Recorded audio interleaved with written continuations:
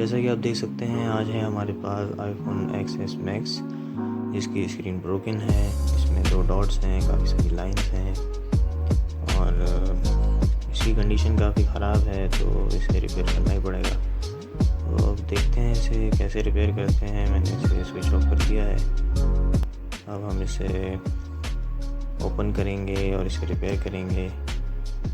ये हमारे पास है T0.8। इसकी मदद से हम फ़ोन के नीचे जहाँ चार्जिंग पोर्ट होती है वहाँ पर 2 स्क्रूज़ होते हैं, एक राइट में एक लेफ़्ट में। उन्हें दोनों को अनस्क्रू करेंगे और अनस्क्रू करने के बाद इसका जो स्क्रीन है वो फ्री हो जाएगी एक तरह से। उसको हम ये समझ लीजिए कि स्क्रीन को लॉक करने के लिए इस्तेमाल होते हैं। ये स्क्रीन के अंदर फिक्स हुए होते हैं। तो इसको हम अनस्क्रू करने के बाद अब हम इसको स्क्रीन को फ्रेम से अलग करेंगे, बॉडी से। आप एक चीज़ यहाँ पे ज़हन नशीन कर लीजिए कि iPhone 3 से लेकर iPhone 6s Plus तक जितने भी मॉडल्स हैं वो नीचे से ऊपर की तरफ ओपन होते हैं। आप उन्हें नीचे से ऊपर की तरफ उठाएंगे और iPhone 7 से लेकर 11 Pro Max तक जितने भी मॉडल्स हैं वो खुलेंगे आपके लेफ़्ट टू राइट की तरफ। आप लेफ़्ट से राइट की तरफ उसको उठाएंगे और खोलेंगे।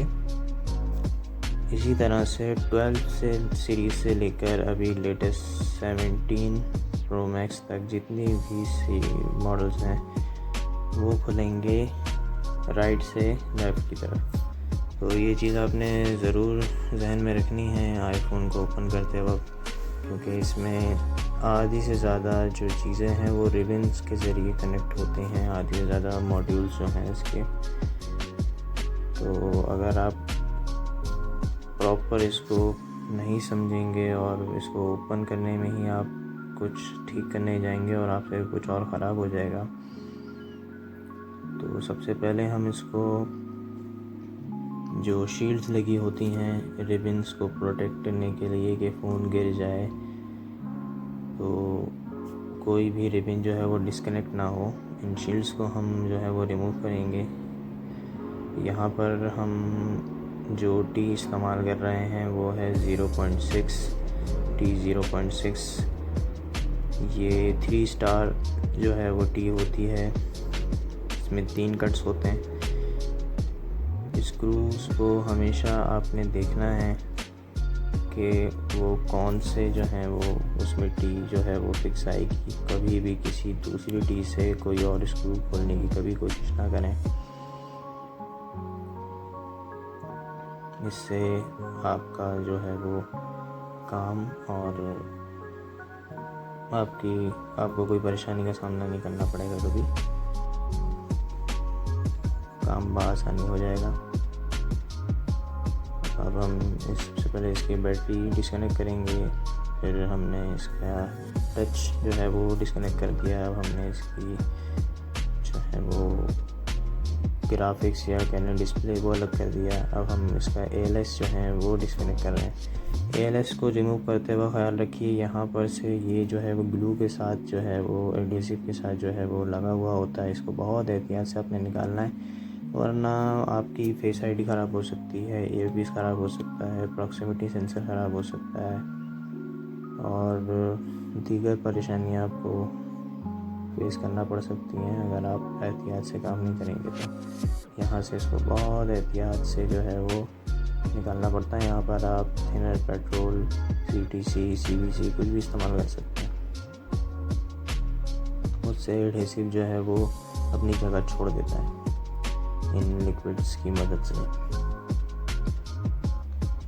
जैसा कि आप देख पा रहे होंगे कि इसका फ्रेम भी बॉडी से अलग हो रहा है। तो इस डिस्प्ले की कंडीशन काफ़ी ख़राब है। ये ऑलरेडी चेंज डिस्प्ले है, ओरिजिनल नहीं है ये। तो देखिए 2 हिस्सों में निकला है बाहर। अब हम आगे बढ़ते हैं, दूसरा डिस्प्ले इसमें लगा के देखते हैं कि प्रॉपर चलता है कि नहीं चलता।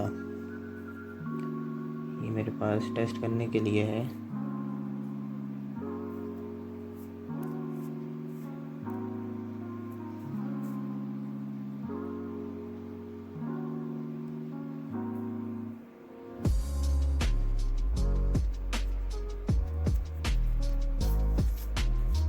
हमेशा जब भी आप फ़ोन को ठीक करें तो उसको चेक कर लें कि उसमें कोई और प्रॉब्लम तो नहीं है, ताकि आपको दोबारा जो है वो खोलना ना पड़े। ये हम ALS जो है उसको अलग कर लेते हैं अभी फ्रेम से, पुराने फ्रेम से। ये भी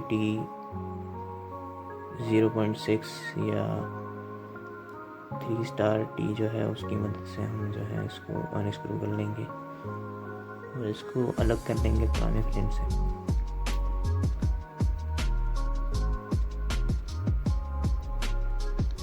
स्क्रूज़ को आपने ये याद रखना है कौन सा स्क्रू आपने कहाँ से खोला है। आईफोन में बहुत ज़रूरी है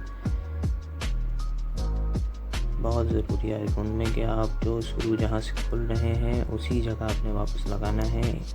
ऐसा नहीं हो सकता कि आपने स्क्रू कहीं से खोला है और कहीं लगा दिया, ऐसा कभी नहीं हो सकता। अगर आप ज़बरदस्ती करेंगे तो आप अपने फ़ोन को डेड भी कर सकते हैं। स्क्रीन प्रॉपर वर्क कर रही है, टच भी प्रॉपर वर्क कर रहा है। तो अब हम इसमें प्रॉपर स्क्रीन लगाएंगे, दूसरी न्यू स्क्रीन।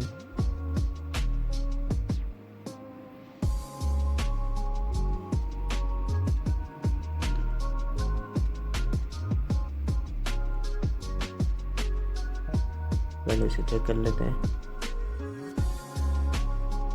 हमेशा आपने बैटरी कनेक्टर आखिर में लगाना है फ़ोन बंद करते वक्त या चेक करते वक्त, और खोलते वक्त सबसे पहले बैटरी कनेक्टर डिस्कनेक्ट करना होता है। रिपेयर करते वक्त कुछ चीज़ों का आपको ख्याल रखना है, जैसे कि जो पार्ट आप रिपेयर कर रहे हैं या रिप्लेस कर रहे हैं उसे अच्छी तरह फिक्स करने से पहले, फाइनल रीअसेंबल करने से पहले, पैक करने से पहले आपने उसे चेक करना है अच्छी तरह से उस पार्ट को।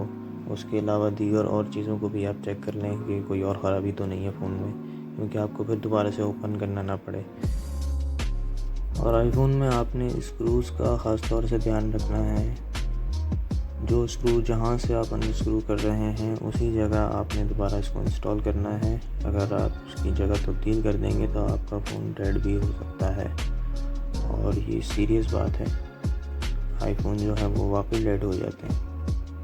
स्क्रूज जो है वो बोर्ड के अंदर सतह में चले जाते हैं और उसकी जो है वो लेयर्स जो है वो डैमेज कर देते हैं। स्क्रीन भी डैमेज हो सकती है ALS को लगाते हुए। स्क्रीन को अच्छी तरह से चेक कर लें और स्टेप बाय स्टेप जिस तरह से आपने फ़ोन को डिसअसेंबल किया था उसी तरह से रीअसेंबल करें, बआसानी आपका काम हो जाएगा। स्क्रीन को अच्छी तरह से चेक कर लें। मिलते हैं आपसे किसी और वीडियो में।